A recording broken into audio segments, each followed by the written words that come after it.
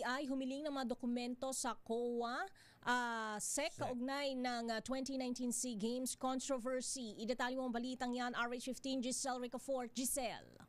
Lakay Misteya humiling yung National Bureau of Investigation sa Commission on Audit ng certified true copy ng audit report nito sa Philippine Sports Commission.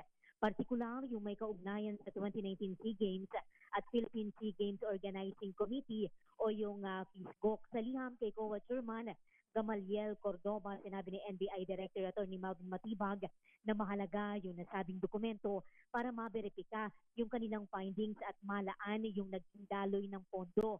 Bahagian niya ito ng investigasyon ng Bureau sa umano'y irregularidad, financial anomaly at posibleng paglabag doon sa anti-graft, corruption at iba pang kaugnay na batas.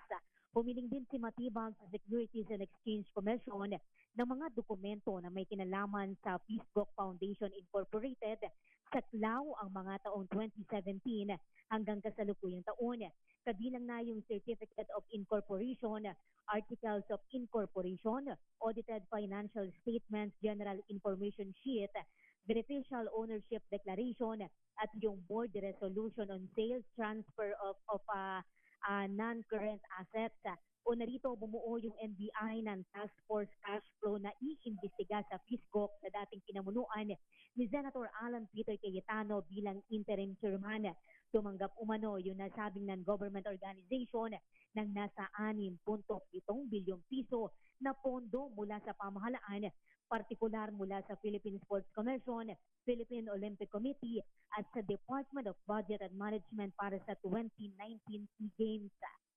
Ito si Giselle Ricafort sa DZRH Unas Lakay. Ay, talagang tantanan ni Director Matibag si Senator Alan Peter, ha? Ayan. Siya ba talagang target, Lakay? Siya nga. Sino pa ba? Oo. Pero Lakay Misteya, hindi kasama ang Senator Alan Peter Cayetano doon sa mga ipinasabtina ni Director Matibag.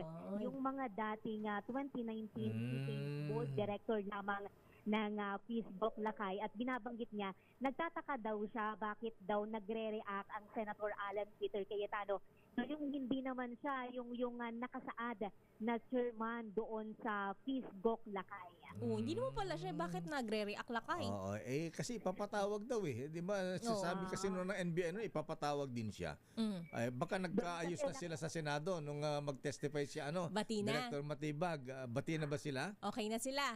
May possibility Lakay, sabi ni Director Matibag na ipatawag din ng Senator Alan Peter Cayetano. Nabatay nga doon sa mga hawak nilang dokumento, partikular kung hindi ako nagkakamali mula doon sa SEC, ay lumalabas nga na interim chairman lamang ang Senator Alan Peter Cayetano na dati kalihim ng Department of Foreign Affairs Lakay. Okay, Giselle, isa na lang. Kailan matatapos itong ASEAN Summit dito sa PICC? Naapekto yung aking mga constituents. Hindi sila makapunta sa Star City. Hindi sila makapag-chubibo, Lakay. Oo, lugi tuloy. Oo, Lakay, kung hindi ako nagkakamali, yung ASEAN Summit dyan sa PICC hanggang ngayong araw, Lakay. Buti naman. Last day today. Oo, correct, Lakay. Kaya yung mga motorista natin, makakadaan ng muli, Lakay. Hindi lang natin malaan yung eksaktong oras na bubuksan ulit sa daloy ng trapiko, iyang kahabaan ng CCP Complex, Lakay. Ayan. Okay nga, Ruth. Maraming salamat, Giselle. Ito si Giselle Ricafort para sa DZRH, una sa Pilipinas, una sa Pilipino.